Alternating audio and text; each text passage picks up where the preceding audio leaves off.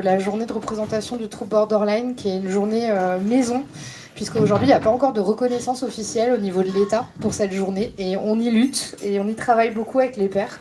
Donc merci d'être toujours super présent et de soutenir ça. Et cette année, du coup, on a choisi une thématique qui résonne avec des questionnements que beaucoup de personnes concernées ont, surtout dans les personnes entre 18 et 40 ans. On parle de trouver sa voie, comment trouver sa voie quand on vit avec un trouble psychique.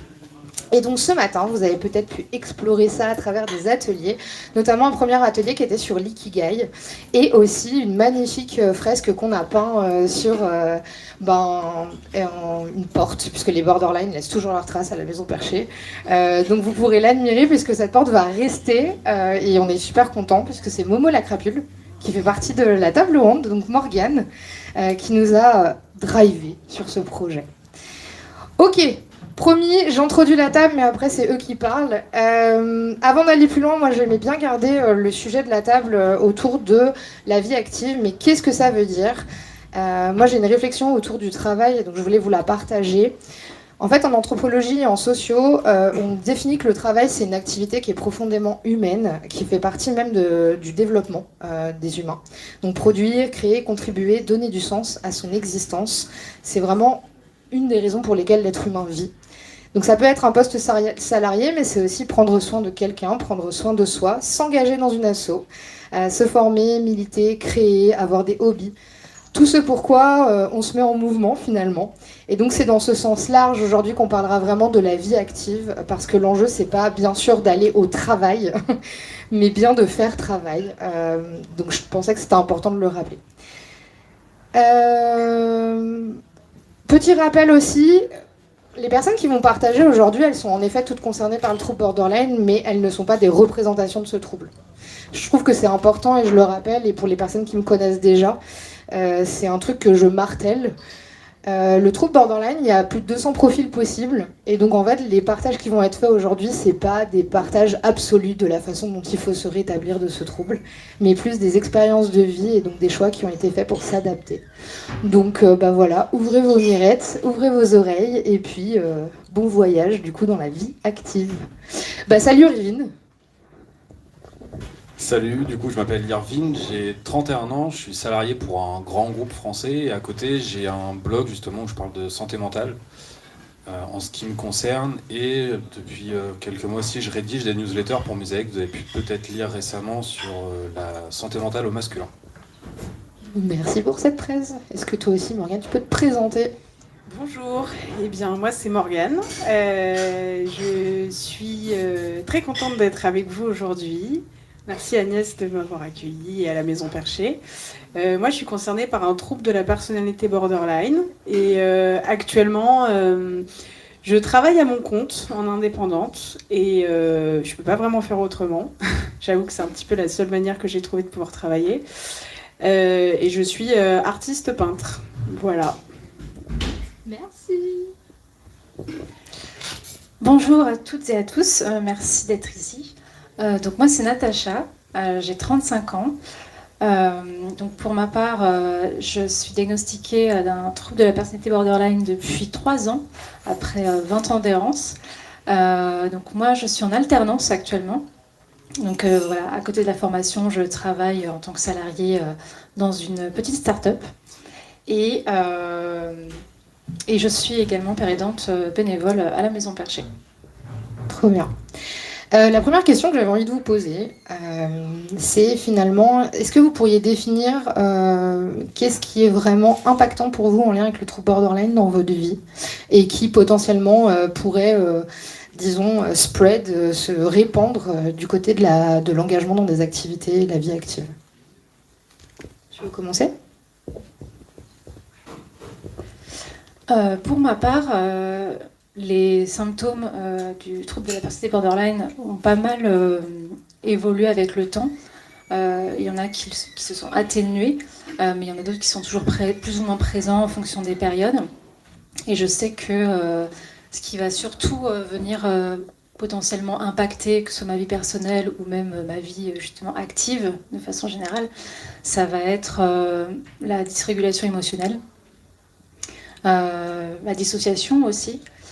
Et la crainte perte du rejet ou de l'abandon. Et il y a aussi encore pas mal le mécanisme d'idéalisation et de dévalorisation aussi qui est étroitement lié, qui va impacter l'image que j'ai de moi, mais également aussi celle que je peux avoir des personnes en face de moi. Et ça peut venir également avoir par des conséquences sur mes relations interpersonnelles. Donc voilà. Dans le cadre du travail aussi, tu estimes que du coup, tu as des phases comme ça d'idéalisation par rapport aux activités ou... C'est-à-dire, moi, je sais que l'idéalisation, c'est beaucoup dans j'ai hyper envie de faire une nouvelle activité, je m'engage à fond et en fait, au bout d'un moment, c'est l'enfer, c'était nul, en fait, c'est pas du tout ce que je croyais. Et est-ce que toi, tu le vis ça? Oui, tout à fait. Donc ça m'a fait notamment cet effet lorsque j'ai commencé mon travail en septembre. Donc j'étais très euphorique, très heureuse d'aller au travail. Tout était nouveau, les gens étaient incroyables. Et puis au fur et à mesure, du coup, que je découvre le travail, que je découvre les gens et qu'il y a des choses désagréables qui se produisent, j'ai vraiment eu en fait le switch qui s'est fait. Et en fait, j'ai vu aussi l'impact sur les activités. C'est-à-dire qu'il y a des tâches au départ qui me stimulaient beaucoup et maintenant je m'ennuie énormément quand je les fais. Donc oui, ça je l'ai vraiment ressenti et de façon vraiment abrupte. Et voilà. Et vous Morgane, ça se passe comment le trouble borderline d'un point de vue de l'engagement dans les activités qui ne sont pas forcément celles du travail, qui peuvent être d'autres activités d'ailleurs? Alors du coup, me concernant, on va dire les aspects du trouble avec lesquels je vis le plus et qui me posent le plus de problèmes, on va dire, c'est déjà une peur de l'abandon très marquée, une très forte impulsivité, que ce soit dans la colère ou dans les actes, une forte impulsivité dans les consommations aussi, et voilà, une dysrégulation émotionnelle fréquente. J'oublie un petit peu des choses, mais voilà, c'est surtout ça. Du coup, ça m'a posé beaucoup de problèmes, on va dire, déjà dans mes études, par exemple. J'ai jamais vraiment réussi à aller au bout de quelque chose et j'avais beaucoup de mal avec la consommation, les problèmes de up and down perpétuels, les crises, etc. C'est vrai que c'est quelque chose que j'ai eu beaucoup de mal à tenir, les engagements sur le long terme avec des horaires précis, etc. Et je me disais, c'est pas possible, tu vas jamais trouver de boulot en fait. Moi j'ai fait des études de graphisme et d'illustration. En plus c'était vraiment ce que j'aimais, mais j'arrivais vraiment pas à tenir les choses. Et je me suis pas mal perdue dans la fête, la consommation, etc.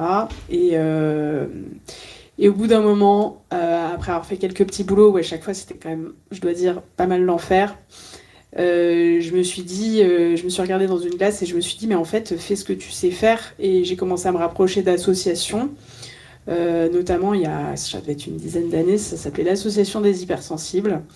Parce qu'au début, je savais pas trop le trouble borderline, etc. C'était plus vaste pour moi, ma sensibilité. Et grâce à ça, j'ai pu commencer à faire des ateliers participatifs, des choses comme ça. Et je me suis dit, mais c'est ça que je veux faire en fait. Donc j'ai réussi à en faire mon métier. Donc grâce au milieu associatif et aussi au milieu du squat, des squats d'artistes, des collectifs d'artistes avec lesquels j'ai complètement pu reconnecter, des gens qui ne sont pas forcément insérés comme tout le monde, on va dire. C'était un peu la petite porte, la porte de l'alternatif. Et suite à ça, j'ai eu tout un tas de belles découvertes et maintenant je peux donner des cours de peinture, je travaille à mon compte pour plusieurs structures et voilà, ça va mieux. Merci pour ce partage. Erwin, du coup, intéressant, du coup je fais juste la passe sur ça. On a choisi justement d'avoir des personnes qui n'ont pas les mêmes moyens de pratiquer et d'être actifs. Et voilà, c'était un choix délibéré. Et je trouve ça hyper chouette de voir que tant l'impact du trouble que la façon dont vous avez arrangé le quotidien peut être différente, du coup. Donc à toi, Erwin, raconte-nous comment ça se passe quand on est salarié d'une grande boîte. C'est pas tous les jours facile. Parce qu'en plus du trouble borderline, j'ai un TDAH que j'ai découvert à peu près en même temps que le trouble borderline en 2023. Et ce qui est plus pénible à vivre pour moi, c'est surtout les up and down des émotions, où ça peut aller très très vite et les collègues ne le comprennent pas forcément. l'estime de moi-même, les sautes d'humeur aussi avec une impulsivité qui peut être très très marquée et les gens ne comprennent pas forcément. J'ai un peu un trou de mémoire, je suis désolé. C'est ok, tout va bien. Ça fait partie du risque d'avoir des troubles du neurodéveloppement et ça se passe bien. Je suis désolé. Ça vraiment c'est les choses qui sont le plus marquant. Après je fais énormément de travail sur moi, peut-être un peu trop. Tu peux dire un petit surinvestissement. Exactement, et je pense que mon entourage professionnel ne se rend pas compte forcément de la tâche que c'est pour moi au quotidien d'être stable. Alors aujourd'hui j'ai un traitement notamment avec la Ritaline pour faire simple, qui m'aide énormément, mais malgré ça en fait ça reste un combat quotidien, par exemple quand les tâches m'ennuient, comme Natacha l'expliquait, où je peux péter... TDAH aussi, non? Je peux péter les plombs, mais pour pas grand chose. Donc là c'est difficile et j'ai un peu mis des codes en place avec les collègues justement pour pas... ne venez pas trop me parler dans la demi-heure s'il vous plaît.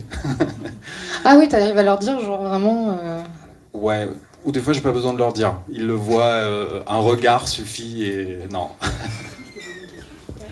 Petite question à toi, Erwin. Est-ce que tu as pu informer tes collègues de tes troubles? Ouais. Qui sont prévenus. Alors j'ai fait le choix d'en parler très librement, c'est-à-dire que dès l'instant où j'ai découvert le trouble borderline, je l'ai annoncé au café, alors, pas en grande pompe, mais un à un, on va dire, en prenant le parti de si vous avez des questions, je réponds, il n'y a aucun problème. Juste ne mettez pas tout sur le trouble borderline. En fait, des comportements qui sont irrespectueux ou pas, ou quoi, c'est pas forcément de ma faute si je les prends mal, c'est peut-être que vous aussi, vous n'êtes pas très respectueux. Ou validant. Ouais, exactement. Et j'ai pas eu de problème particulièrement avec ça. Mais j'ai vraiment fait le choix d'être extrêmement libre avec la santé mentale et d'en parler quand je parle de mes chaussettes, quoi. Enfin, en même temps, je pense que c'est le bon moyen de se dire que tout le monde peut être concerné un jour ou l'autre par ce sujet-là. Et du coup, même ton supérieur, tout le monde dans ta boîte est informé du fait que tu es concerné par un trouble. Ouais, totalement. Et j'ai demandé à avoir un point mensuel justement pour éviter, parce que ça s'est déjà produit par le passé, où on va dire j'ai tendance un petit peu à jouer avec le cadre pour le dépasser. Et donc là, j'ai demandé spécifiquement à avoir un point tous les mois pour que mon activité soit encadrée et que si je pars dans des dérives, ce soit cadré directement et qu'on n'attende pas 3 ou 6 mois pour juste me mettre un taquet gratuitement. Et ça me permet que la relation soit sincère et claire. Je suis désolé, je trouve pas le bon mot. Où c'est vraiment donnant-donnant. Et ça, pour moi, c'est extrêmement important. Ouais, j'entends dans vos partages déjà beaucoup de structuration, beaucoup de travail thérapeutique pour tous, beaucoup de questionnements, mais aussi beaucoup de structure en fait, malgré l'instabilité que vous partagez. Vous avez trouvé en fait un peu les méthodos de rendre ça plus structuré, justement pour éviter que ça déborde, j'ai l'impression. Tu nous partageais tout à l'heure, Natacha, que toi, tu étais passée donc, par un système pareil, du coup, on est au même stade. T'étais passé par un système de recrutement donc pour faire une alternance. Est-ce que tu peux nous en parler un petit peu plus? Parce que je crois que dans ton cas, tu as une reconnaissance de qualité travailleuse handicapée. Irvine aussi, c'est ça? Ouais, depuis le mois de novembre. Donc la RQTH, globalement, c'est une possibilité qu'on peut obtenir par la Maison du Handicap, donc MDPH. Et vous pouvez faire la demande quand vous êtes concerné par un handicap, quel qu'il soit, et les troubles psy étant des handicaps reconnus depuis 2014. Profitons-en, puisque du coup, on peut notamment demander cette reconnaissance. Qualité travailleuse handicapée. Et j'aimerais bien que tu nous expliques en quoi, justement, comment ça s'est passé. Parce que forcément, toi, tu es passé par un principe où l'alternante, il savait qu'il y avait forcément une RQTH, non? Sachant qu'on n'est pas obligé de le dire qu'on a une RQTH. Alors pour ma part, la RQTH, je l'ai obtenue l'année dernière, donc c'est très récent. Ma vie professionnelle active avant ça était surtout ponctuée de masking et de surperformance. Et là, c'est vrai que ça m'a donné l'occasion de pouvoir, avec l'alternance, en parler et avoir potentiellement des aménagements et pouvoir avoir vraiment un fonctionnement au travail qui m'est adapté.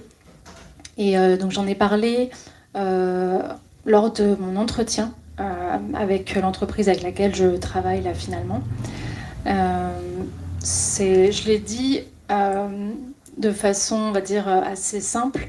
Mais c'était pas forcément évident pour moi parce que c'était la première fois que j'en avais une et que j'en parlais. Je savais pas du tout encore ce que ça impliquait, je savais pas vraiment ce que je pouvais demander, ni comment le demander, si c'est moi qui devais le faire ou si on devait me questionner. Donc voilà, il y avait pas mal de zones d'ombre. Et en fait, c'est vrai que c'est des choses qui se sont mises en place au fur et à mesure avec mes responsables. Justement en communiquant dessus. Ça n'a pas été simple au départ pour elle comme pour moi, mais on a trouvé un moyen de pouvoir se dire les choses et ajuster en fait la façon dont je travaille au quotidien. Est-ce que du coup c'est dit clairement que c'est un trouble psy à RQTH et notamment un trouble borderline? Non. Non, moi du coup j'ai pas explicité qu'il s'agissait de troubles psy. J'ai préféré garder ça pour moi et plutôt parler de mes handicaps comme des maladies chroniques qui ne sont pas forcément visibles, même si ma responsable commence à percevoir un petit peu des fois les changements. Mais c'est vrai que le côté invisible a pas mal déstabilisé au départ mes responsables parce que ça se voit pas. Donc il y a un peu la question de savoir comment ça se manifeste. Pas forcément à chercher à ce que je me justifie, mais en tout cas il y avait un intérêt de savoir exactement comment ça se passait. Donc moi j'avais pas forcément envie de donner de détails à ce sujet-là. J'ai préféré parler en termes de ressenti et en termes d'impact sur mon état, mais aussi sur mon travail, pour qu'elle puisse vraiment se rendre compte, en fait, concrètement, comment ça se passait pour moi. Et c'est bon ? Ok, parfait. Belle bande de troubles de l'attention dans la place. Comment ça se passe, la reconnaissance qualité artiste en situation de handicap ou pas, d'ailleurs? Est-ce que toi, tu te considères être en situation de handicap, Morgane? Eh ben non.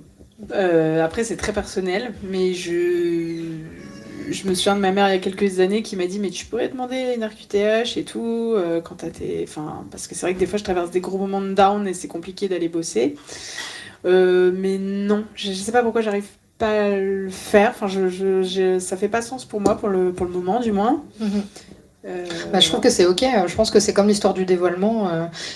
En parler ou pas en parler, se reconnaître en situation de handicap ou pas, je pense que c'est des choses qui sont très individuelles et il n'y a pas une méthodologie. Est-ce qu'au moins t'en parles par contre Alors oui, en fait moi je travaille en indépendante, donc en fait j'anime des ateliers artistiques, j'accompagne des jeunes en situation de handicap, des enfants, des adultes, tout un tas de publics différents.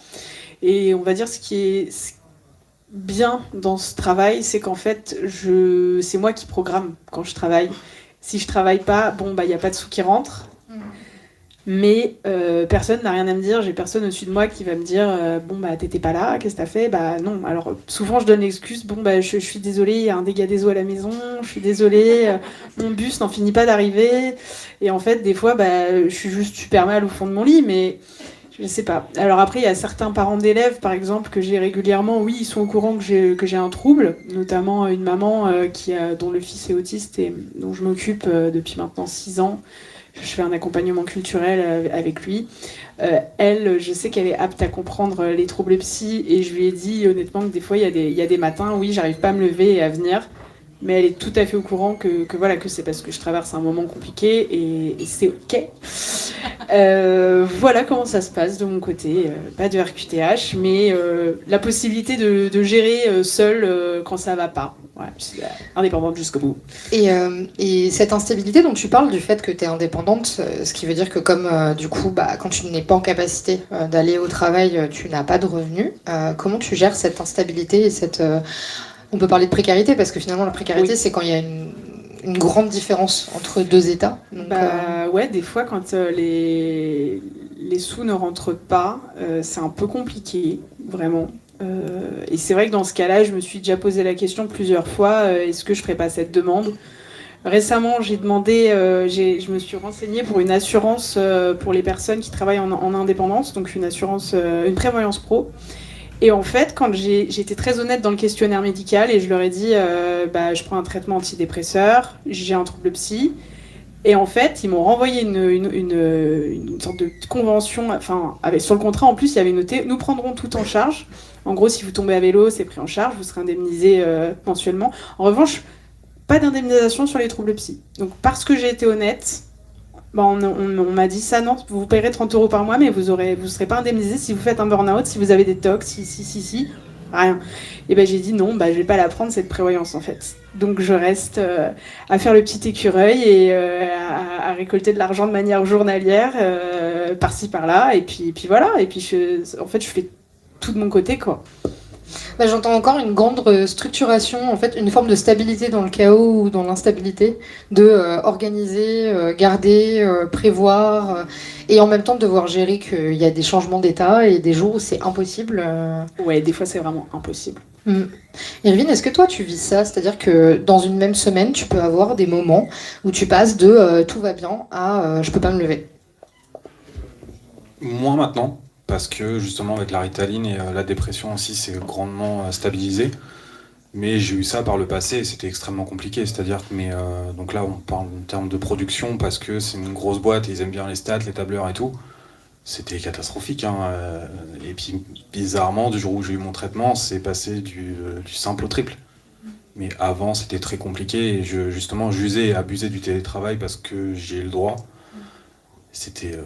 Et justement, il n'y avait pas de cadre. Donc, si j'avais pas envie d'aller bosser, j'envoie un texto. Je reste en télétravail. Et j'en faisais le moins possible. Donc, en fait, c'était un petit peu le serpent qui se mord la queue. C'est-à-dire que le manque de cadre faisait que j'en profitais. Mais derrière, c'était délétère parce que je me sentais pas bien, encore moins bien. Et je savais que je me sentais coupable. Donc l'estime de moi-même en prenait un coup, c'était terrible. Aujourd'hui, il y a des jours où c'est vraiment pas facile de me lever. J'y vais quand même. Au début, c'était extrêmement dur. Où je me disais, mais c'est pas possible, je vais jamais y arriver. Je vais péter un plomb avant la fin de la journée. Et en fait, en entraînant, c'est comme le sport. Au final, ça devient de plus en plus facile. Mais il y a des jours où ça reste difficile, et là j'ai un petit peu un code avec mon chef où je lui dis écoute là, c'est zone rouge, on n'y va pas, je reste à la maison, c'est comme ça et c'est tout. Je sais que tu as eu recours aux arrêts de travail, est-ce que tu peux nous en parler un petit peu? Parce que tu nous parles de la culpabilité, la honte, l'estime de soi qui est variable, c'est des choses qu'on retrouve qui sont vraiment centrales dans le vécu pour les personnes concernées par le trouble borderline. Est-ce que tu peux nous parler est-ce que c'était simple ou non de faire cette demande d'arrêt de travail? Alors au début, c'est pas que c'était simple, c'est que c'était nécessaire parce que j'étais vraiment au fond du fond. Et par contre, quand ça se reconduisait de mois en mois, j'avoue qu'en envoyant un SMS ou en appelant mon chef, je lui dis désolé, en fait je suis reprolongé pour un mois, il y avait un sentiment de culpabilité ou juste, désolé de l'expression, mais je me sentais juste comme une merde en fait. Je suis pas capable de retourner au boulot, de faire quelque chose de simple pour les autres, pour moi c'était juste une montagne. Et ça a été d'autant plus dur au mois de juin, fin juin, quand j'ai repris 3 mois d'arrêt du coup. Mais je sentais qu'en fait c'était ça où je retournais dans le mur et encore plus fort. Ouais, mais il y a cette sensation de vous devez toutes et tous le vivre pour les personnes qui sont concernées par des troubles psy en général. Quand on est face à des périodes de moins bien alors qu'on a eu du mieux, il y a toujours un mur comme ça, on se prend toujours un effondrement, on se dit non mais c'est pas possible, on peut pas retourner à l'état. Je l'ai terriblement mal vécu, la rechute que j'ai eue en juin, l'été dernier, c'est que je pensais mettre tout en place, c'est-à-dire des routines, une meilleure hygiène de vie, du sport, et en fait j'ai senti que ça revenait de manière de plus en plus puissante avec des idées noires, des pensées suicidaires. Et je me suis dit mais c'est pas possible, je fais tout pour. J'ai une vie qui est cadrée, qui est carrée, et en fait ça ne fonctionne pas. Et petit sentiment d'injustice, j'entends. Ouais. Je sais même pas si c'est de l'injustice que j'ai ressenti, mais c'était vraiment un truc mais je ne m'en débarrasserai jamais. Et après j'ai découvert qu'il y avait d'autres facteurs qui font que j'ai compris pourquoi. Ouais. Maintenant ça va mieux et j'hésiterai pas à reprendre un arrêt s'il le faut, mais je veux dire je vais me mentir à ma famille. On m'a dit t'as repris le boulot? Ah oui. Parce qu'il y avait cette honte d'être celui qui va pas au boulot parce qu'il est malade, et c'était insupportable honnêtement. C'était même auprès de ma copine, j'avais l'impression de devoir me justifier pourquoi je suis pas bien, alors qu'elle le voyait, elle était la première témoin de ça. Les arrêts de travail, ça reste quelque chose qui est très stigmatisé aujourd'hui. Et même ça m'est déjà arrivé de me prendre la tête au boulot avec des collègues qui disaient non mais regarde là, celle-là elle est encore en arrêt et tout, Mm. pour dépression. J'ai dit écoute, tu sais combien de dosages je suis d'antidépresseurs? Tu prends des antidépresseurs toi? Bah ouais, c'est pas marqué. Plus les thérapies. Ouais, j'ai dit bah ouais, c'est pas marqué sur mon front. Ouais. Et donc un peu pour prendre, c'est des trucs qui m'énervent encore plus quoi. Clairement. Est-ce que toi, dans ton vécu, là, surtout par rapport au changement que ça a fait là, d'accéder à un emploi et de parler du fait que tu étais concerné, en tout cas par un handicap, est-ce que tu as été face à des situations qui auraient pu être stigmatisantes ou activantes pour toi, où tu avais l'impression de ne pas réussir à mobiliser le fait que tu ne pouvais pas fonctionner comme tout le monde? Oui, totalement, parce que en fait, il y a eu une période d'essai au départ pour l'alternance, pendant laquelle j'ai masqué à fond, j'ai surperformé, et du coup, ouais, le contre-coup a été assez difficile. Et je me suis dit, bah, une fois que c'est passé, je vais en reparler, parce que j'en avais pas reparlé depuis le premier entretien que j'avais eu. Donc j'allais reparler de mon handicap et de la RQTH pour avoir accès à des aménagements et en discuter avec mes responsables. Et en fait, il y a une semaine, j'ai rien vu venir. Il y a un matin, j'ai été incapable en fait de sortir de chez moi. J'ai eu une attaque de panique. Et vraiment, je ne pouvais pas. C'était impossible. Seulement, je devais aller travailler. Donc, sur le moment, il n'y avait pas eu du coup de discussion au sujet de tout ça. Mais je me suis dit, bah, je vais prévenir quand même mon travail pour dire que là, je ne suis pas en capacité de sortir de chez moi et que c'est relatif à mon handicap. Mais que bah, si je gère la situation chez moi, je peux télétravailler. En fait, si on m'autorise à rester chez moi pour travailler, je peux le gérer parce que juste je ne pouvais pas sortir. Mais en fait, ça a été accueilli de façon, on va dire qu'elles étaient dépassées en fait par la situation. Ça venait de façon très soudaine, ça les a beaucoup stressées et elles ne savaient pas du tout comment réagir. Donc sur le moment, leur réaction a été assez abrupte et j'ai fait face à beaucoup d'incompréhension. Même plus 2 m'a appelé en fait dans les 5 minutes qui ont suivi. J'étais en attaque de panique, donc c'était un peu compliqué pour moi de répondre au téléphone et encore plus activant. Mais voilà, il y a eu des réactions qui étaient vraiment impulsives de leur côté. Et j'ai senti en fait qu'il y avait vraiment eu une incompréhension et ça a été très difficile d'obtenir de pouvoir rester en télétravail. Et j'ai vraiment eu l'impression en fait qu'on me faisait une fleur. Donc j'ai très mal vécu ce moment parce que du coup je me sentais coupable. J'avais l'impression vraiment que ça allait impacter tout le monde au travail alors que, spoiler alert, non. Il n'y avait pas de réunion, il n'y avait pas de tâches urgentes, etc. Mais je pense que c'est le côté imprévu en fait qui les a prises de court et qu'elles n'ont pas su gérer ça. Et le lendemain, donc, je devais avoir un point individuel avec ma responsable. Et en fait, quand je suis arrivée, il y a mes 2 responsables en fait, qui sont venus. Donc il y a la deuxième qui s'est ajoutée sans me prévenir. Donc moi, je n'étais pas du tout préparée en fait, à avoir un versus 2 personnes. Et en fait, pour discuter en fait, de ce qui s'était passé, et je n'étais pas du tout en capacité de le faire. J'avais besoin de prendre du recul, de réfléchir à comment j'allais dire les choses, ce que j'allais dire ou pas. Donc voilà, ça a été très difficile au début. Et ça a demandé plusieurs entretiens, plusieurs points pour mettre ça au clair, pour mettre en place des aménagements. Mais c'est vrai que c'était... Irina en parlait tout à l'heure, mais beaucoup de culpabilité, de sentiment de honte aussi, et à beaucoup remettre en question sa propre valeur, à se dire, en fait, si j'arrive pas comme ça du jour au lendemain à venir à mon travail ou à faire mes tâches, et donc à aller dans cette comparaison en fait, sociale alors que en fait j'y peux rien et que je fais comme je peux. Et l'idée c'est aussi que la structure dans laquelle je travaille puisse s'adapter et me trouver en fait des solutions pour m'aider à travailler comme je le peux quoi. Exactement, ce serait normalement le propre d'un aménagement potentiel quand on fait valoir une RQTH. Et en fait, je trouve que ce qui est difficile, c'est de prévoir les aménagements dont on a besoin. Parce qu'en fait, quand on se retrouve pour la première fois avec une RQTH et qu'on prend le poste pour la première fois, on n'est pas en capacité de savoir de quoi on a besoin. Peut-être qu'on a besoin d'un temps de pause, peut-être qu'on n'est pas capable d'avoir un rendez-vous tout de suite avec un collègue. Donc je pense qu'en fait, c'est des ajustements et ça demande beaucoup de flexibilité. Et j'entends aussi que du coup, dans les milieux où vous travaillez, c'est peut-être pas des choses qui sont faciles. En ça, je me tourne vers Morgane. Morgane, est-ce que toi, tu as vécu de la stigmatisation? Parce qu'on se dit que tu évolues dans un milieu, tu parlais tout à l'heure d'un milieu un peu alternatif, squat, probablement du coup des personnes qui ont des modes de vie alternatifs. Est-ce que toi, tu as déjà vécu de la stigmatisation vraiment dans ta relation au travail et à tes activités? Alors, de la stigmatisation. Alors, au travail, je dirais que non, parce que je me suis toujours arrangée pour pas travailler en entreprise. Ça me terrifie et j'ai pas envie. Quand j'ai fait des petits boulots, ouais, je pense qu'il y a eu plus de stigmatisation. Je me souviens que j'ai fait le pire boulot de ma vie un été où j'ai été serveuse. J'ai beaucoup de problèmes avec l'autorité. Ouais, ça a été un petit peu compliqué. Et bon, oui, je pense pas que ce soit de la stigmatisation. C'est juste que j'ai pété les plombs et n'importe qui pète les plombs se serait fait virer comme je me suis fait virer. Mais j'ai pas vécu de stigmatisation. Bah, tant mieux. Non, parce que c'est vrai que moi j'ai la chance de travailler avec les enfants, de travailler avec des gens qui ont envie d'être avec moi. C'est moi qui les guide, c'est moi qui leur dis aujourd'hui on va faire tel projet artistique. Tu t'es créé un moyen justement pour ne pas être confronté à ça. Ouais, complètement. Okay. Complètement. Par contre, il y a un autre aspect j'entends que tu travailles avec des publics différents, mais peut-être que des choses que toi tu dois peut-être un peu plus vivre.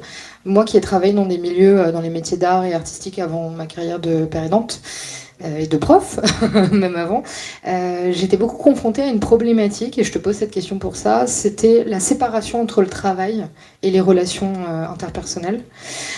Moi, j'avais l'impression que quand je travaillais comme artisan, ça n'existait pas. Donc moi qui avais des problématiques interactionnelles induites par le fait d'avoir un trouble de la personnalité borderline, j'avais beaucoup de problématiques en lien avec le fait de collaborer avec des personnes, mes états, mes humeurs, mes consos. Donc est-ce que ça, c'est des choses qui pourraient plus t'impacter ? Ou est-ce que non, tu fais du masking comme dans le milieu du travail, c'est-à-dire qu'il y a la Morgane qui va faire une activité, animer un atelier, puis il y a la Morgane. Alors attends, j'ai beaucoup de mal à me concentrer, je ne comprends pas ta question, peux-tu l'énoncer de manière claire et concise ? En même temps, je pense que je prends des décisions. Ça fait... Et là, j'ai fumé. Alors, de manière plus concise, est-ce que du coup, toi, tu as l'impression que ton statut d'indépendante, c'est difficile à gérer avec la partie relation interpersonnelle puisque du coup, j'ai l'impression que c'est moins structuré. Tu vois, t'as pas de supérieur, t'as pas de collègue au sens, c'est pas défini, tu vas pas dans un endroit, il n'y a pas la machine à café, il n'y a pas... Tu vois ce que je veux dire ? Donc, en fait, comme tout est un peu relié... tu veux dire étant ma propre structure ? Ouais, étant ta propre structure... Tes collègues étant peut-être tes amis. Je suis mon propre patron bourreau, alors, si on veut par là. Voilà. Je peux... comme disait Irvine tout à l'heure, la culpabilité et cette sensation aussi parfois de manquer à mes devoirs, c'est terrible.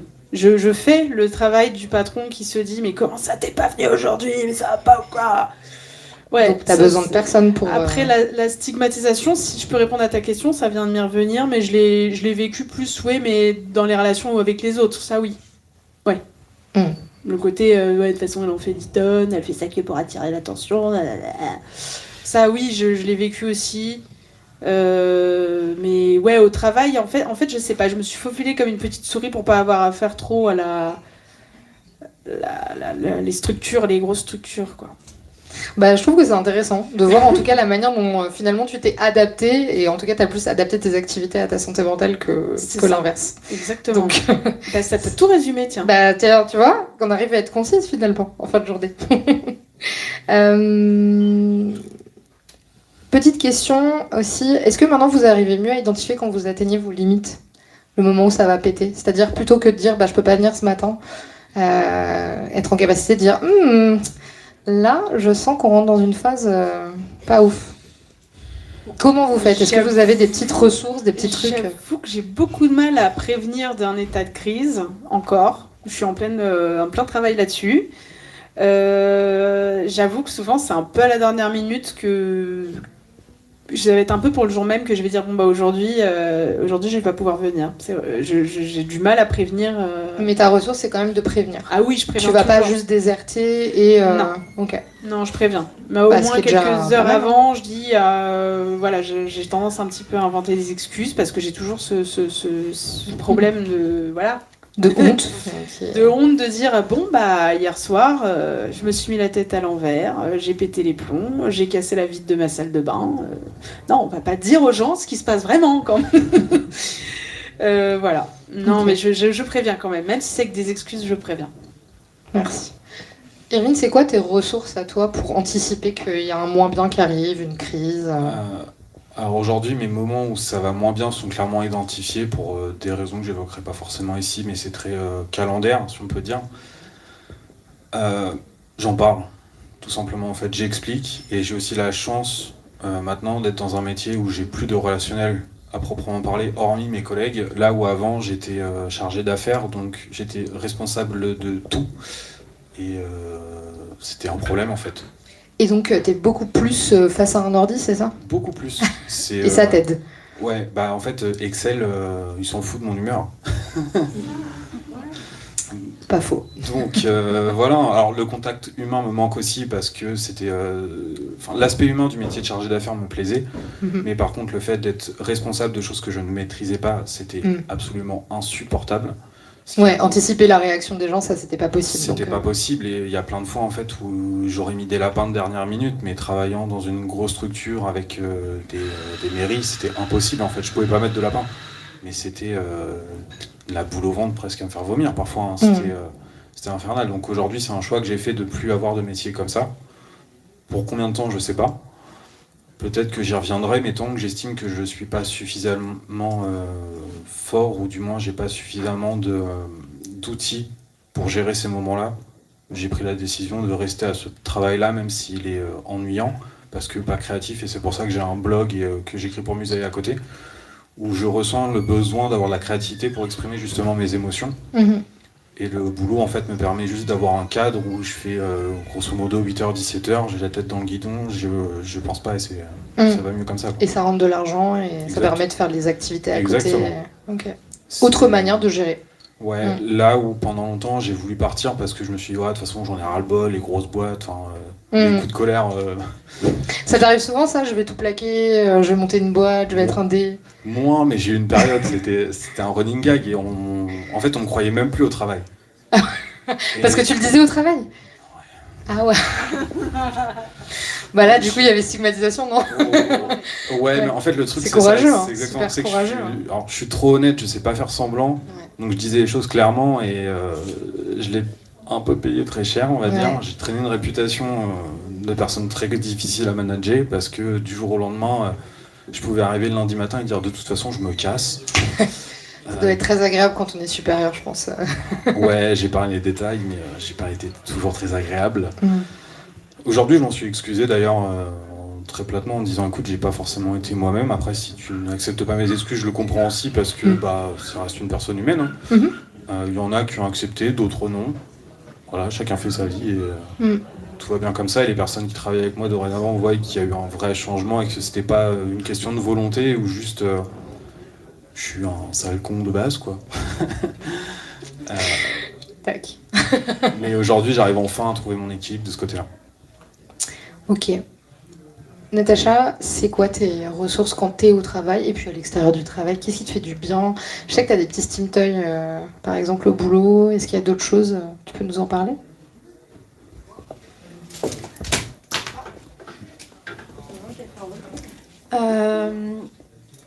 Donc moi, c'est vrai que par rapport au début de la question, avec les anticipations de crise, je suis encore un peu en phase de construction, dans le sens où il y a des crises que je ne vois pas forcément venir, mais qui vont être... en fait, ça va être déclenché un peu effet boule de neige, ça va être une des maladies chroniques qui va se déclencher, ça va venir inflammer tout, et tout se déclenche. Donc, et ça, souvent, je ne le vois pas forcément venir. Et donc, moi, je faisais du masking au travail, mais cette semaine, j'ai commencé à en parler. Ce qui n'était pas évident non plus, je me sentais très vulnérable. mais à dire en fait, la semaine dernière, j'ai été pas bien toute la semaine et ça a impacté mon état, mais également mon travail. Et pour justement qu'on puisse trouver, encore une fois, des aménagements ou des solutions avec mes responsables. Mais auparavant, les mois précédents, je prenais sur moi en fait. Donc je masquais, je me suradaptais et en fait, en fin de semaine, je m'écroulais parce que j'étais épuisée à tous les niveaux. Et donc là, c'est vrai que j'ai des Steam Toys qui me permettent un petit peu aussi de me réguler quand je suis au travail. Ce que je fais aussi, c'est que quand j'ai des moments un peu difficiles au travail, j'ai prévenu mes responsables en amont que je pouvais très bien m'absenter un peu plus longtemps en pause. Donc les prévenir pour dire je me sens pas bien, mais je vais gérer ça. Et du coup, voilà, je me mets dans une salle seule. Et puis du coup, voilà, je me régule, je fais ce qu'il faut en fait pour me permettre de pouvoir de nouveau travailler. Mais voilà, je les tiens informés. Et aussi, si par exemple, ça devait avoir un impact sur mon travail, soit parce que ça va retarder au niveau des délais, si ça met en retard peut-être d'autres personnes aussi, si je rends quelque chose d'inachevé à cause de ça, je les préviens aussi pour qu'elles puissent en fait s'organiser et soit me soulager en fait de la tâche en prenant une partie, comme ça j'ai moins de choses à faire, soit en décidant de mettre la tâche sur plusieurs jours si c'est possible. Comme ça me permet en fait d'avoir un peu plus de temps pour le faire, parce que quand j'ai des moments difficiles, que ce soit avec le TDAH et ou le trouble de la personnalité borderline en même temps, je vais être beaucoup plus lente. Cognitivement, ça va être beaucoup plus difficile de me concentrer, de mémoriser des choses et juste même aussi d'être focalisée sur une tâche. Je vais très vite m'ennuyer, etc. Et puis après, il y a tout qui s'enchaîne, quoi, les émotions de honte, de culpabilité, etc. Donc ça peut vite devenir étouffant. Et donc pour ça, l'idée, c'était vraiment de communiquer en fait là-dessus avec elles. Et d'ailleurs, on a mis quelque chose en place cette semaine, c'est une météo du jour. Et en fait, le matin, quand j'arrive au travail, je leur donne ma météo pour savoir comment je me sens, pour qu'elles puissent en fait constater, parce que sinon elles ne le voient pas forcément, que voilà, je suis très fatiguée, que ça va pas forcément bien, et que ça peut avoir un impact en fait sur mon travail. Peut-être que voilà, mon rythme il va être ralenti, peut-être que je vais avoir besoin de pauses plus longues, mais au moins elles savent justement ce qu'il en est. Et ensuite, tout le long de la journée, je peux leur faire des updates s'il y a des changements, parce que je leur ai dit que dans une journée, je peux passer d'un extrême à l'autre sur une semaine. Enfin voilà, qu'elles ne soient pas étonnées aussi que ça bouge, quoi. C'est pas complètement linéaire.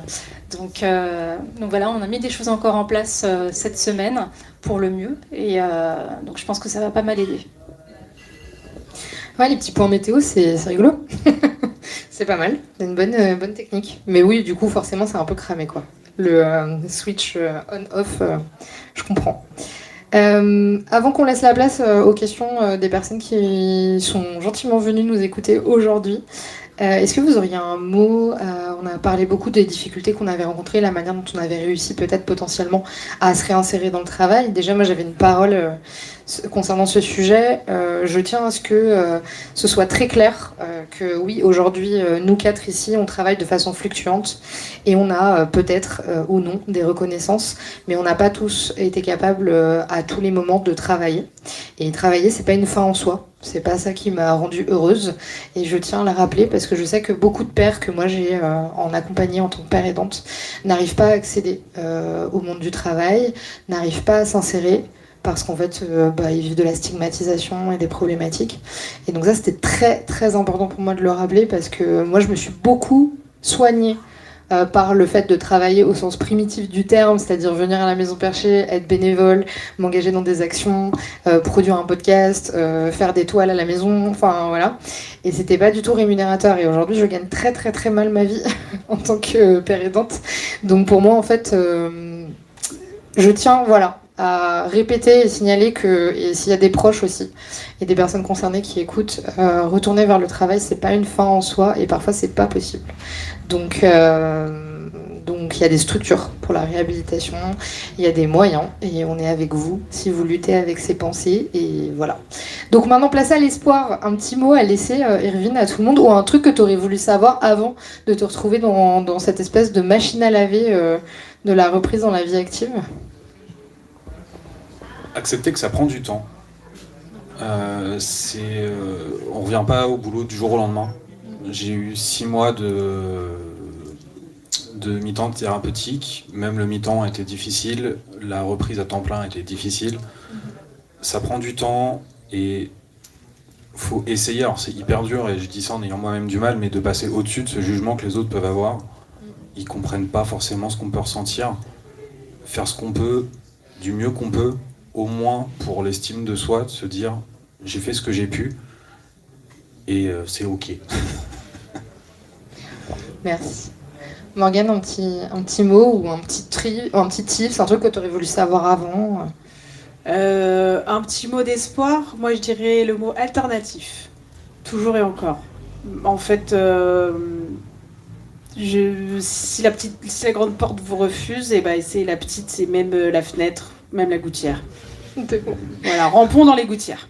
Ouais, ça me fait vraiment penser au truc de, en fait, s'il y a un chemin qui marche pas, bah essaye ailleurs. Franchement, j'ai trouvé que l'humanité me déçoit moins que prévu. J'adore, trop bien. Parole de personne, dans mon cas, qui a changé de métier une bonne 20aine de fois, qui s'est fait virer et a démissionné une bonne 30aine de fois. Vous avez le droit de changer. Et puis surtout, je découvre la Maison Perchée, mais il y a tellement de plus en plus de structures. C'est assez hallucinant tout ce qui se passe avec le boom de l'espoir en santé mentale et le fait qu'on en parle 10 fois plus qu'il y a ne serait-ce 5 ans, quoi. C'est hallucinant. On espère que dans 10 ans, on n'aura même plus besoin de devoir déstigmatiser sur ce sujet-là. Voilà. On en rêve.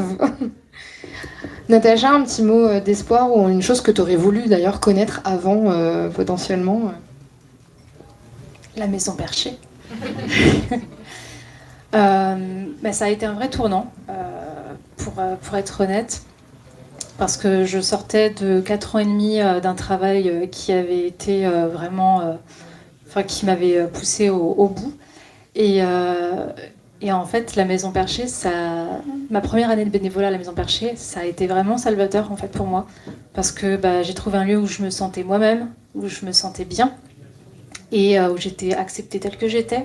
J'ai fait plein de rencontres fabuleuses, et en fait, j'ai pris conscience de plein de choses, j'ai appris plein de choses sur moi, j'ai même constaté que voilà, j'avais plein de capacités, que j'en ai développé plein d'autres. Et ça m'a redonné confiance en moi, et ça a vraiment été un tremplin en fait pour ensuite cheminer vers un travail, en fait, en tout cas une vie active qui avait plus de sens pour moi, ce qui n'était pas le cas avant. Donc, et je dirais que le fait de communiquer, que ce soit avec des pairs, que ce soit avec des soignants, soignantes, mais également dans le contexte que j'ai au travail, d'en parler en fait, sans forcément entrer dans les détails, ça permet de débloquer beaucoup de choses, et on se rend compte que des fois il y a une ouverture et une envie aussi de bien faire et de mieux faire. Et ça, je me rends compte en fait dans mon travail, et ça aide énormément. Donc voilà. Et moi, je vous donne un petit mot de la fin avant de vous laisser les questions. Moi aussi, j'ai vécu de la stigmatisation, beaucoup d'auto-stigmatisation, même en changeant de milieu. Et à chaque fois que j'ai changé de milieu, j'ai vécu la phase d'idéalisation en me disant plus jamais ça, là-bas, je vais enfin arriver dans un environnement validant, avec des personnes gentilles qui s'en foutront que j'ai des piercings, que je dise de façon authentique ce que je ressens. Spoiler et alerte, c'est faux. J'ai jamais trouvé cet endroit jusqu'à ce que je tombe aussi sur la Maison Perchée. Et de la père aidance bénévole et des engagements à la Maison Perchée, j'ai réussi à devenir père aidante professionnelle apparemment. Donc en fait, pour moi, parler de mes troubles aujourd'hui, c'est le cœur de mon travail. Et je sais que ce ne sera pas comme ça toute ma vie. J'ai l'idée très claire dans ma tête que ça va probablement durer quelques années et que potentiellement je vais rechanger de travail. Parce qu'apparemment c'est comme ça que je fonctionne. Donc voilà, s'il y a des personnes qui avaient des questions en lien avec la professionnalisation de la père aidante, je pourrais aussi répondre sur cette partie-là. Parce que je sais que parmi nous, il y a des pères aidants, des aspirants pères aidants, des déjà pères aidants. Donc trop bien.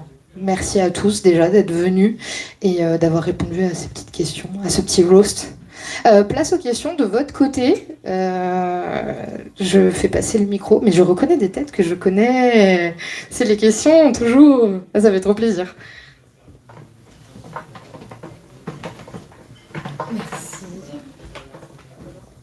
Bonjour.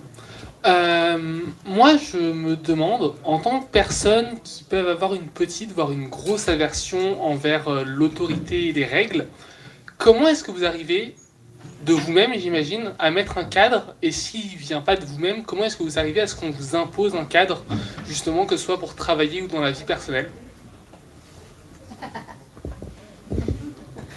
Je déteste l'autorité. Je la déteste. Et le seul cadre que j'ai réussi à poser, c'est le pétage de cadre. Voilà, non, comme je disais tout à l'heure, ouais, c'est... Il y a une fuite peut-être du cadre, justement. Moi, j'ai essayé de faire en dehors du cadre. Parce qu'il existe, hein. Ça existe le dehors du cadre. Et moi, personnellement, ça a été ma solution. Je voulais surtout pas rentrer dans un cadre. Mais quand il y en a un, là, je laisse plutôt la parole à Erwin parce qu'il s'y connaît un peu mieux là-dessus pour avoir eu un cadre, je pense.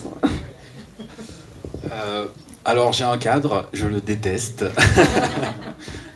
Mais j'ai pris conscience que j'ai besoin d'un cadre aussi pour fonctionner.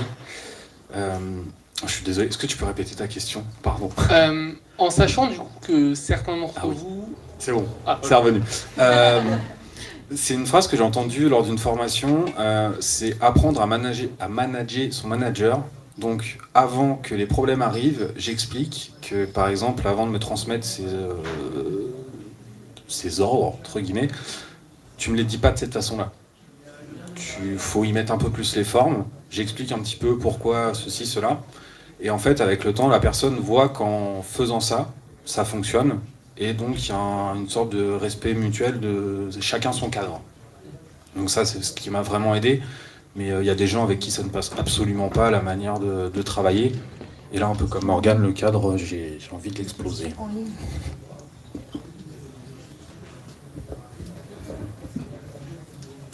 Pour ma part, dans les boulots, notamment celui avant que celui que je fais, c'était un cadre qui était, il y avait vraiment de la hiérarchie et c'était très rigide. Il y avait vraiment ce côté très pilote automatique, on devait vraiment faire ce qui était demandé. Je l'ai très mal vécu. Par contre, là, je me rends compte avec l'expérience de l'alternance, justement en communiquant sur mes besoins, sur mes limites, et qu'en ayant la possibilité de construire un cadre à deux, enfin de trois, avec mes deux autres responsables, ça me permet justement d'avoir ce dont j'ai besoin, qui est d'avoir quand même un cadre rigide, dans le sens où j'ai besoin de structure, j'ai besoin de rigueur et de visibilité. Et en même temps, je leur ai demandé d'avoir une autonomie, une liberté en fait d'agir, ce qui implique aussi une relation de confiance. Mais ça, elles me l'ont permise et ça m'a vraiment aidé aussi à pouvoir justement fonctionner au quotidien. Après, dans la communication, tout ce qui est un ton autoritaire, un petit peu agressif, conflictuel, ça, c'est ce que je vis avec ma N+2. C'est compliqué. Parce que je me laisse pas faire et en même temps moi j'essaie d'adapter ma communication pour faire communication non violente, exprimer les choses et me faire entendre, mais je pense qu'il y a aussi une nécessité que les choses soient dites pour que les efforts soient faits des deux côtés, donc ça c'est en cours aussi, mais qu'elle sache justement que son mode de communication n'est pas forcément adapté et que ça peut être intéressant justement de trouver des moyens de manager de façon bienveillante pour qu'on puisse justement travailler ensemble de la meilleure façon qui soit. Il y a le micro en salle. Ah, yes. Attends, je pose juste une question en ligne. Yes. On a des questions en ligne. Je crois qu'il y a eu un problème de cadrage avec le live, on s'en excuse. Voilà, on n'a pas pu le voir avant, donc voilà. Du coup, il y a une question qui est « Qu'est-ce que la stigmatisation ?» Et merci Camille pour la question. Qu'est-ce que la stigmatisation ? Gros sujet. Stigmatiser, au sens basique et pratico-pratique, surtout dans la santé mentale, c'est quand des personnes vont avoir des croyances souvent limitantes ou des des pensées et souvent des paroles négatives à l'égard d'une proportion de la population ou de minorités ou de personnes qui vivent d'autres choses d'ailleurs par rapport au vécu de la personne qui est stigmatisante. Par exemple, de la stigmatisation. Un bon petit exemple simple en santé mentale sur la dépression, faut se bouger quoi. Voilà, ça n'existe pas. Oui, t'es déprimé, arrête d'être triste. Toutes ces petites paroles un peu invalidantes comme ça qu'on peut retrouver dans la stigmatisation ou des petites paroles stigmatisantes qu'on dit au borderline, Morgane. Des petits mythes chez les borders. Qu'est-ce qu'on dit ? Là, il fait tout pour attirer l'attention, c'est sûr. C'est une drama queen, hein. T'es trop susceptible. Ah, t'es bipolaire aussi. On nous la sort souvent parce que ça... Alors les gens aiment bien stigmatiser en utilisant des troubles psychiques sans savoir ce qu'ils veulent dire. Type, tu changes d'humeur, t'es schizophrène ou t'es bipolaire. Ce qui n'a rien à voir. Encore, plein de mythes. Trop sensible. Encore plus en étant un mec où j'exprime mes limites et on me dit non mais c'est bon, allez arrête, passe à autre chose. Non, je veux pas. Il y a beaucoup de minimisation en fait, de la part des autres. Il y a un mythe que j'aime vraiment bien, si vous tapez borderline sur Google, c'est attention, ce sont toutes des personnes dangereuses et manipulatrices. Ouh. Donc voilà. Un petit point sur la manipulation, parce que c'est une question qui revient tout le temps. Pourquoi les personnes potentiellement pourraient se retrouver en situation inconsciente de manipulation ? Déjà, tous les humains stigmatisent, tous les humains invalident et tous les humains manipulent. Tout simplement parce qu'il faut qu'on survive et que du coup, potentiellement, c'est des mécanismes qui ont été appris dans des moments difficiles de la vie. Hein, et donc la manipulation, c'est pas un truc qui se met en place comme ça, c'est pas magique, sauf si on souffre d'un trouble qui fait que potentiellement on a tendance à manipuler, mais c'est pas le cas dans le trouble borderline. Donc généralement, les personnes qui pourraient avoir recours à la manipulation, c'est généralement parce qu'elles souffrent beaucoup et que comme elles ont l'habitude d'être invalidées et maltraitées et stigmatisées quand elles souffrent, le cerveau a compris que si elles manipulent la réalité, elles obtiennent de l'attention. Donc le cerveau se dit ça marche, donc les gens manipulent. Voilà, c'est tout. Et je tiens à rappeler que du coup, les gens manipulent par exemple pour manger. Voilà, parce que quand on a faim, on a besoin d'accéder à la nourriture. Donc, tout le monde manipule. Manipulation de survie. Versus manipulation perverse, qui ne concerne pas du tout le trouble borderline, pour le coup. Il y avait une question de la part d'Alexandre, il me semble. Bonjour. Merci beaucoup pour toutes et tous vos interventions. Oups. En fait, j'ai plusieurs questions parce que moi, je suis moi-même un trouble à personnalité borderline. Et après, personnellement, c'était salvateur mon travail. En fait, j'ai mon manager qui, je lui ai dit littéralement que j'aurais aimé avoir comme père, pour dire, que c'était quelqu'un qui a beaucoup compté pour moi. Et j'ai plusieurs questions en fait, mais bref. Mais le rapport en fait au rétablissement et au travail, le fait que ça pose un cadre, est-ce que ça, le lien entre se rétablir, le travail, le fait d'avoir une activité, une vie active aussi, et ça, j'ai cette question-là, et aussi par rapport aussi au changement du regard sur le handicap aussi, est-ce que dans vos entreprises ou dans vos cultures ou dans vos histoires, dans votre vécu personnel, est-ce que vous avez vu par rapport à tout ce qui est politique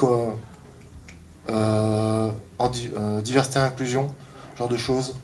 Est-ce que, et aussi par rapport à l'année de la santé mentale, parce que c'est la deuxième année de la santé mentale, est-ce que vous voyez une évolution? Enfin, là, c'est plus des questions, je pense, pour Natacha et pour Irvine, mais je pense que Morgane peut aussi répondre. Moi, j'ai posé beaucoup de questions, désolé. Diversité et inclusion, est-ce qu'il y a eu un changement avec Pour ma part, vu que je suis dans une petite start-up, vraiment petite, on est 20, il n'y a pas de référent handicap, il n'y a pas non plus de consultants ou référents en diversité, équité et inclusion. Ce qui m'a inspirée pour me spécialiser potentiellement plus tard là-dessus, pour pallier justement les manquements dans ce genre de structure, et même les grandes. Mais là, pour le coup, moi, je sais que je vais faire de la sensibilisation en fait à mon échelle, avec aussi le CSE au sein de mon entreprise, parce que je trouve ça nécessaire et que je sais que je ne suis pas la seule avec justement des troubles du neurodéveloppement. Donc c'est des choses que j'ai proposées déjà. En fait, j'ai pris l'initiative de le proposer à mes responsables. Ça a été approuvé. ça va être mis en place. Je lâcherai rien. Mais après, je veux pas non plus. C'est pas quelque chose que je vais non plus revendiquer ou dans le sens où je suis dans cette entreprise que pour un an, enfin plus quelques mois maintenant, et j'ai pas forcément non plus envie de prendre ce rôle-là. Et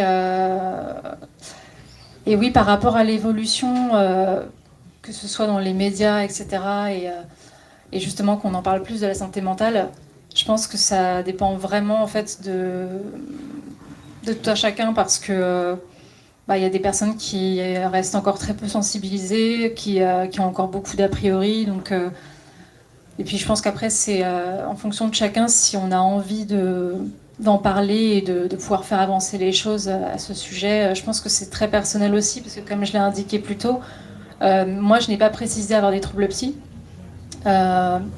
justement parce que je craignais une stigmatisation.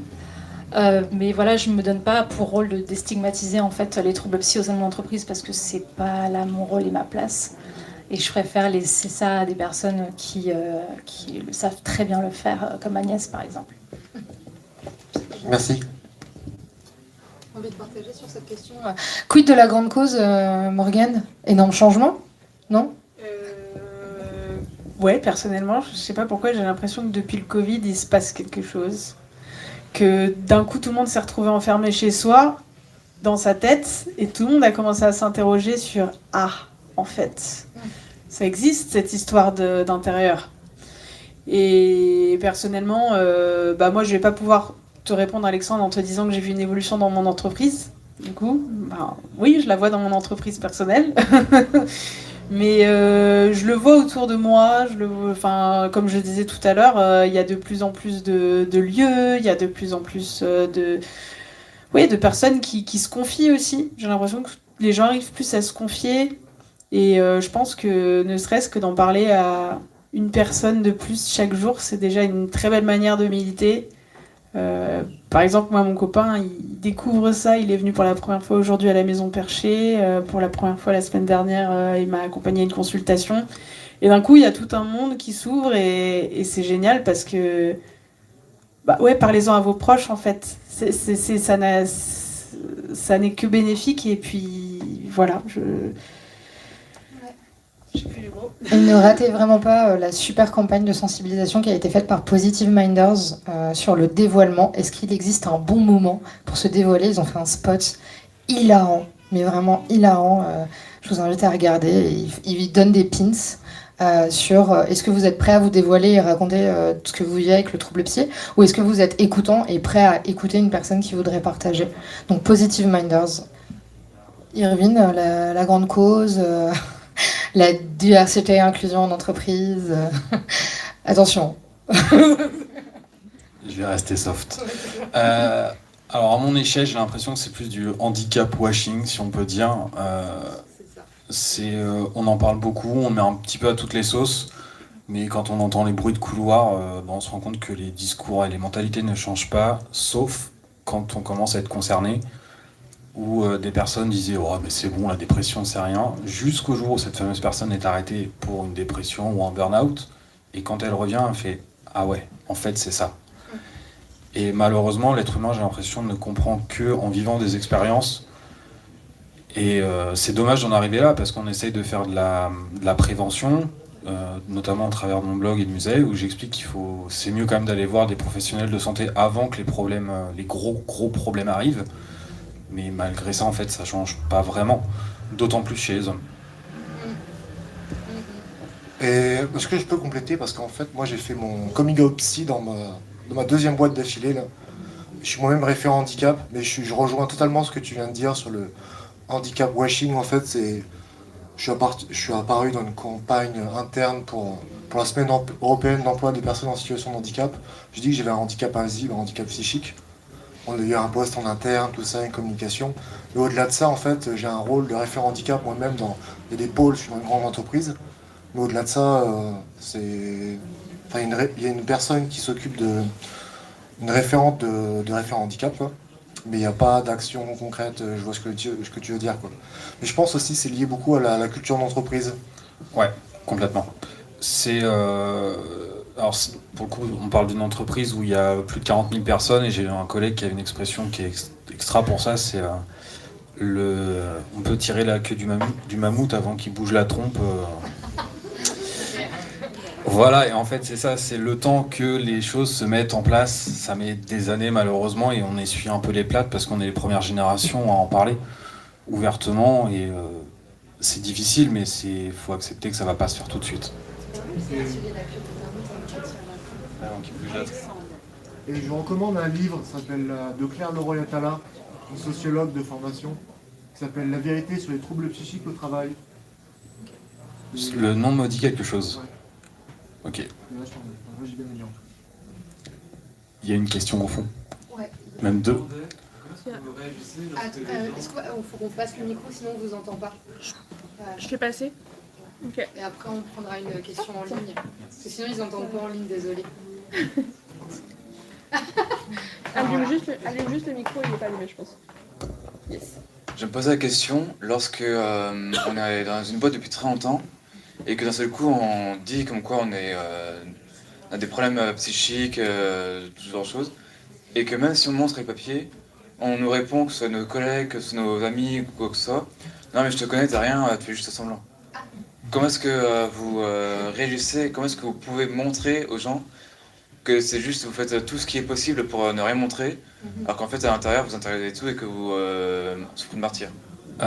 Alors pour le coup c'est très particulier justement parce que je suis un homme et j'ai la réputation d'être assez sanguin. Donc ce même collègue avec l'expression du mammouth disait que je suis calme mais pas très très longtemps.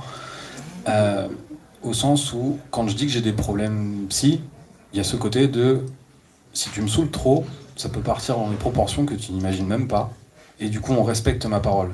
Mais en fait en faisant ça, je joue aussi le jeu de la violence, soyons clairs, ce qui est un problème. Mais aujourd'hui, c'est malheureusement parfois le seul moyen que j'ai d'exprimer le fait que j'ai des difficultés. J'ai pas encore trouvé d'autres moyens. Je sais pas si ça répond clairement à ta question, mais... Le problème c'est que justement je suis contre la violence, ce genre de choses. Ah mais moi aussi. J'ai fait un travail de cuisinier et j'ai des périodes où j'étais très rapide, très efficace, je pouvais faire quelque chose en même temps, pas de problème, je faisais tout en courant, j'étais le grand sourire.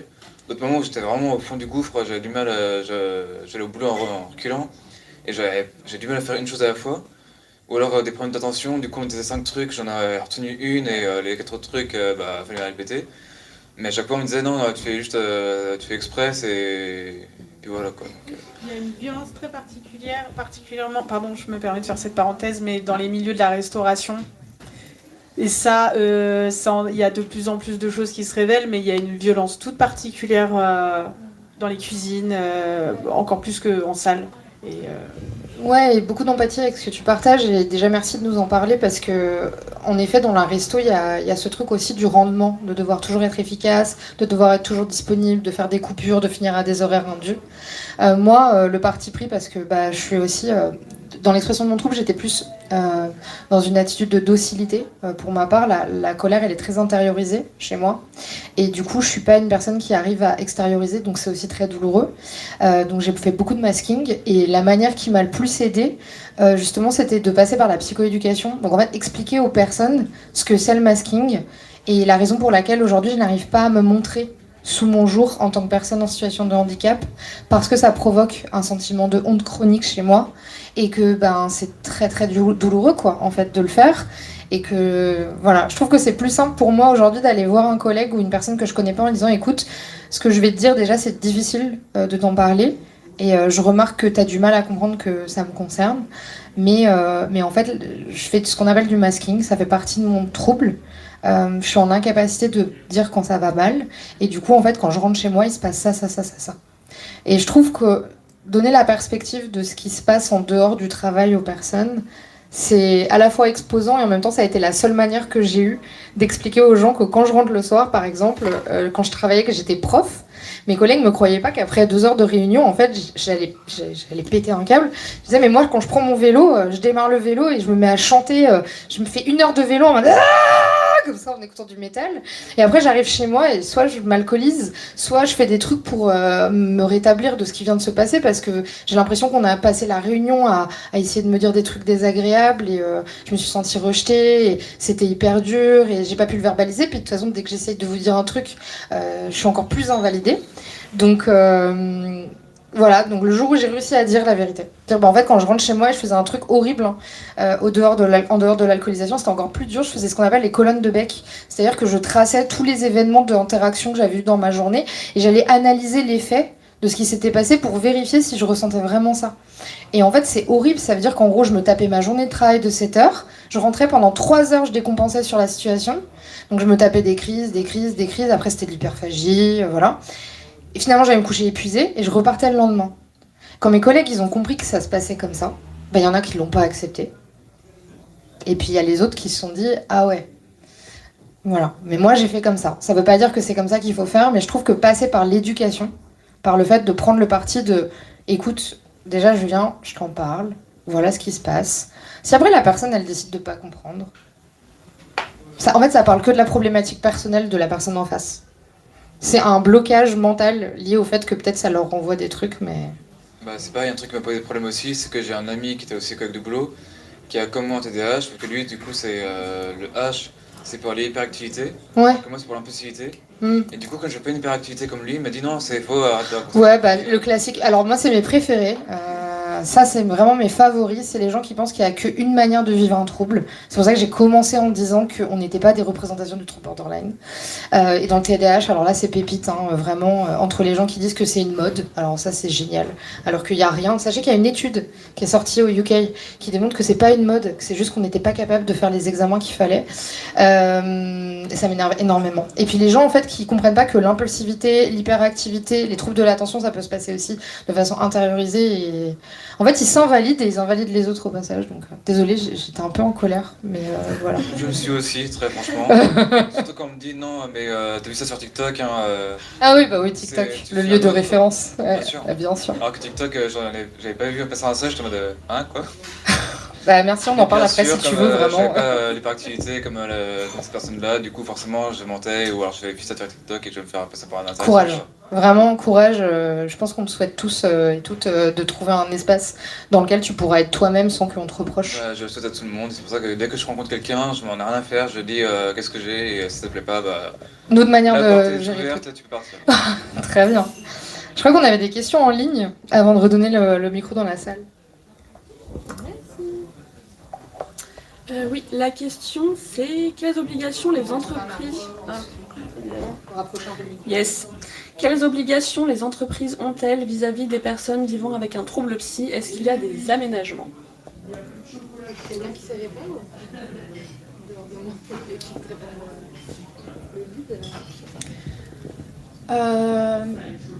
Alors, oui, elles ont des obligations de mettre des choses en place avec la personne concernée à partir du moment où c'est dit qu'il y a une RQTH.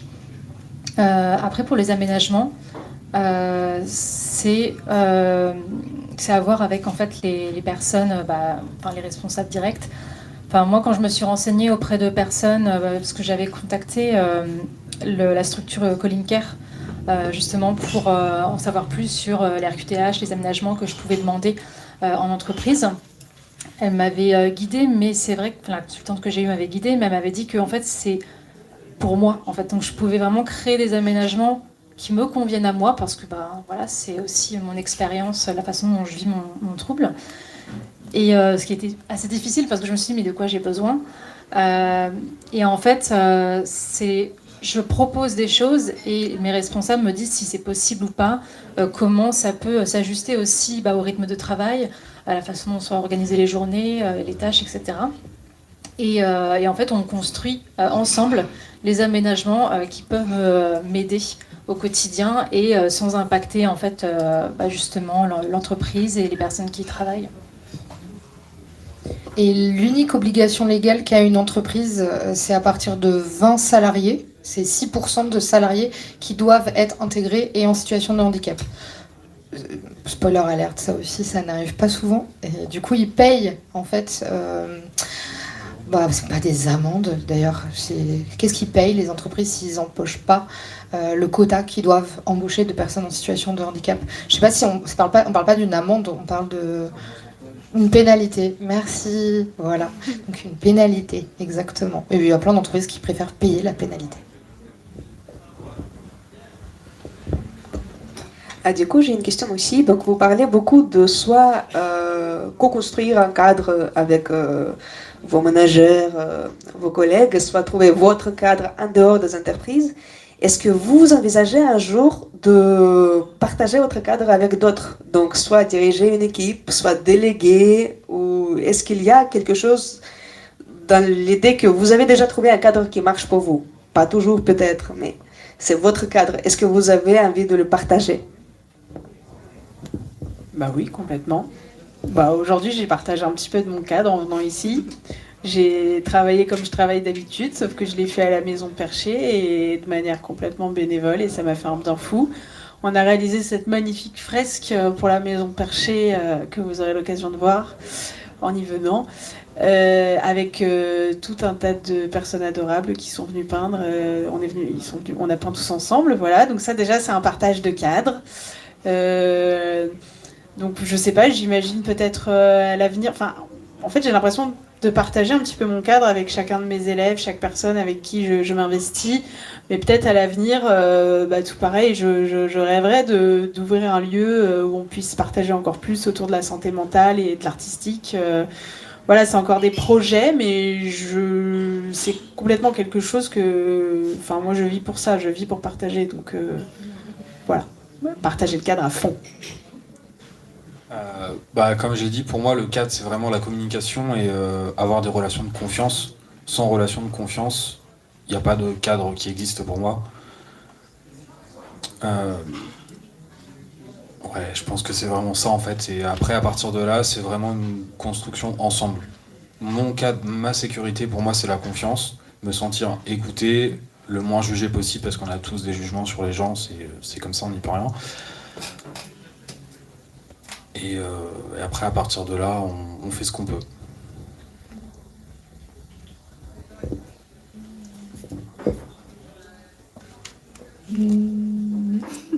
Si je peux juste ajouter un truc par rapport au partage de cadre, c'est que moi, en fait, les choses qui se mettent en place, je le partage avec du coup mes pairs, mes proches.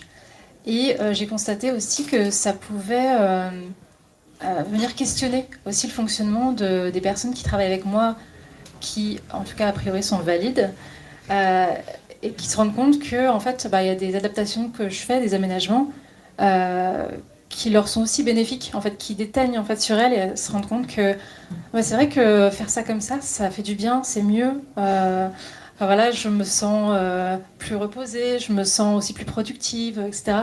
Donc en partageant ça et en communiquant là-dessus, je me rends compte que soit il y a des personnes qui vont se poser des questions sur elles-mêmes et sur la façon dont elles vivent en fait des situations, soit qui vont prendre le meilleur du cadre pour elles et ça peut apporter en fait à tout le monde. Moi, j'essaie de refaire le fil dans ma tête pour bien te répondre, mais je crois que moi, j'en suis arrivée au stade dans ma vie où j'incarne le cadre que je veux. Dans le sens où je l'incarne par ma posture, enfin j'essaye, parce que personne n'est faillible, comme on le dit, on est jugeant, invalidant. Moi je peux être colérique, irritable et tout ça. Mais j'essaye au maximum d'être le plus authentique possible et donc d'incarner ça et de laisser la possibilité aux personnes avec qui je collabore de comprendre que l'authenticité c'est pas une mise en danger, mais plus un moyen de se mettre en lien. Et que c'est ok, qu'ils ont le droit d'arriver en retard, ils ont le droit d'être en galère, ils ont le droit d'annuler, ils ont le droit d'être en colère, ils ont le droit d'exprimer leurs émotions, qu'au travail on a le droit de parler d'autre chose que juste du travail. En fait, j'essaye de créer ces espaces-là. De toute façon, je suis déjà la folle du bus. Donc me comporter comme la folle du bus et en avoir fait un travail, c'est un peu le seul moyen que j'ai trouvé pour incarner ce cadre. Mais merci pour cette belle question. Vous posez une question ? Alors j'ai deux questions. J'avais fait une sensibilisation à une personne qui m'avait parlé qui avait un TDAH, un truc qui s'appelle Auto Work With Me. Ça me fait un peu écho, un peu à une sorte de manuel en fait. Par exemple, moi je fonctionne comme ça, il y a des choses qui me trigger. Est-ce que c'est des pratiques que vous formalisez très clairement, ou est-ce que ça vous dit quelque chose tout simplement? Et j'ai aussi autre chose, je pensais à quoi déjà? Je sais pas, moi je connais pas. How to work with me, en gros c'est un peu ton mode d'emploi quand tu arrives dans une boîte. Moi je travaille comme ça, mon fonctionnement, il y a des choses que, par exemple la réunion de 10 heures c'est mort, enfin bref. Et je pensais à un autre truc. Ah oui, excusez-moi. On va faire dans l'ordre parce que je pense qu'on est tous crevés Ok, sur la capacité d'attention, excusez-moi. on peut squeezer cette question, sinon tu as parlé de Musae, tu as parlé d'une initiative. Est-ce que vous pouvez parler chacun et chacune de vos propres initiatives un peu pour... Qu'est-ce que Musae par exemple Musae, c'est un média qui dédramatise la santé mentale en parlant de sujets divers. Donc je sais que Christelle par exemple a écrit un livre où il y a 6 thématiques dedans. Désolé Christelle, si tu me regardes, je ne saurais pas ressortir les 6 thématiques. Je sais qu'il y avait la dette culture, l'éco-anxiété. Ne regarde pas comme ça. Aidez-moi. J'ai un trou de mémoire, je suis désolé. Est-ce que tu peux répéter ta question? Mais après Musae. Ok, mais le livre s'appelle Full Santé Mentale. Exactement. Et je l'ai pas lu non plus, mais je sais plus. Ouais. On va aller loin. C'est la conversation de 17h30. Et après, avec mon blog, pour le coup, j'ai fait le choix de parler de santé mentale, mais vraiment au sens où moi je vis les choses et pas comme une posture de vulgarisateur, parce que c'est quelque chose qui a le don de m'agacer de plus en plus en ce moment, que tout le monde se met à vulgariser, sans forcément comprendre les choses, à lire... Tu veux dire à taper dans une lire?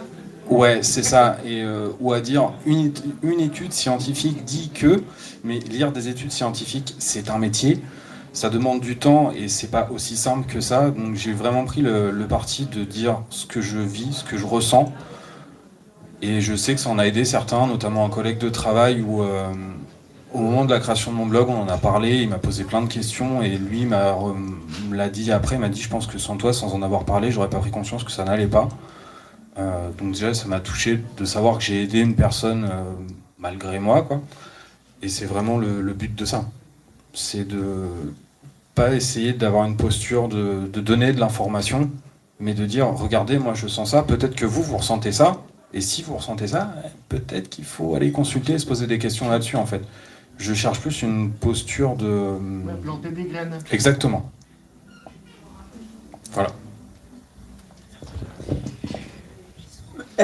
Moi, je pense que les entreprises et la société en général a tout à gagner à ce qu'on parle de santé mentale, parce qu'on désamorce les bombes avant qu'elles explosent, et que si ça se trouve, même notre patron qui nous casse les couilles, il est complètement borderline, il est complètement bipolaire. Mais voilà, et ça se trouve, ça lui ferait le plus grand bien du monde d'aller se faire diagnostiquer et tout tournerait mieux en fait. Je pense que plus on en parle, plus on désamorce et plus les choses iront mieux. Ou alors il a rien du tout et c'est un énorme CON. Voilà. Aussi. C'est quoi tes actualités à toi? Où est-ce qu'on peut retrouver ton travail, Morgane? Alors, mes actus. Déjà, vous pouvez venir voir la magnifique fresque qu'on a réalisée à la Maison Perchée aujourd'hui. On vous mettra probablement des visuels sur l'Insta, où voilà, elle est visible en vrai. Sinon, moi, c'est Momo la crapule, comme ça s'entend, comme ça s'écrit sur Insta. Et voilà, je fais des fresques. Et j'ai notamment fait une fresque sur le trouble de la personnalité borderline, qui n'est plus visible. Mais elle a été recouverte la semaine dernière, mais elle est restée 1 an à la Boulogne.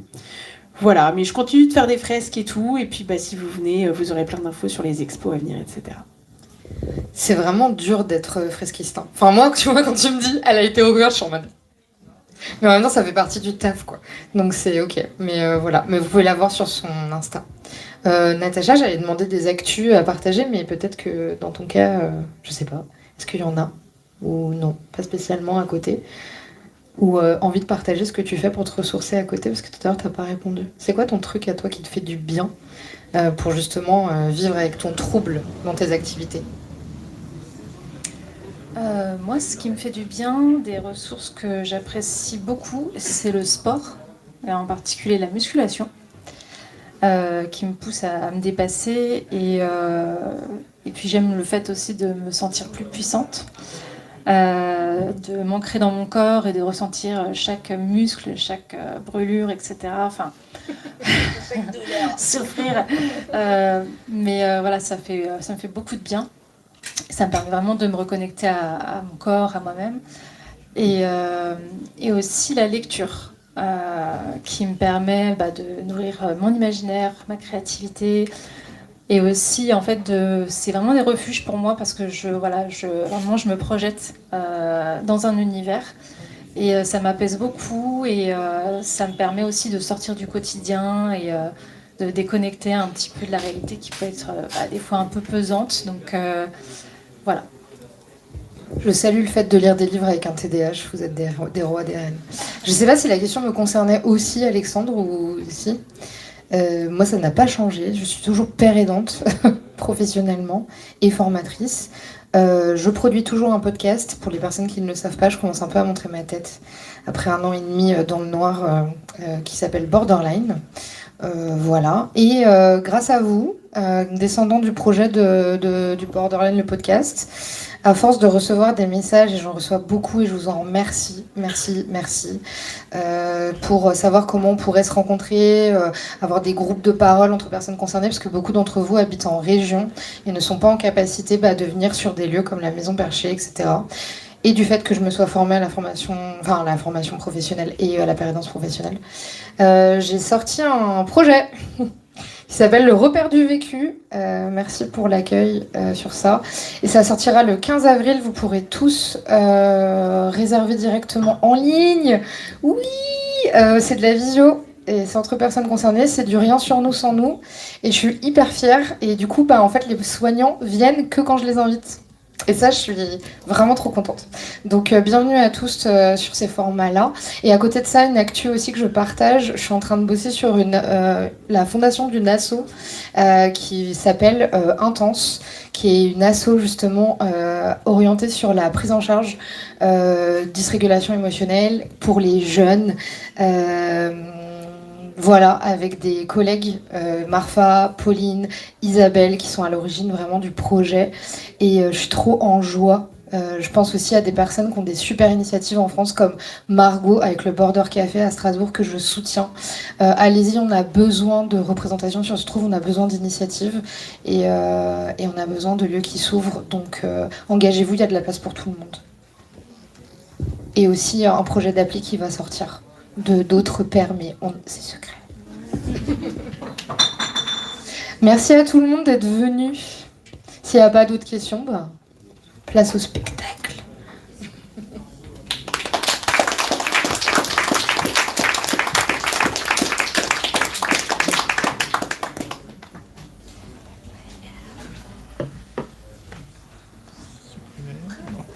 Non, quand même pas.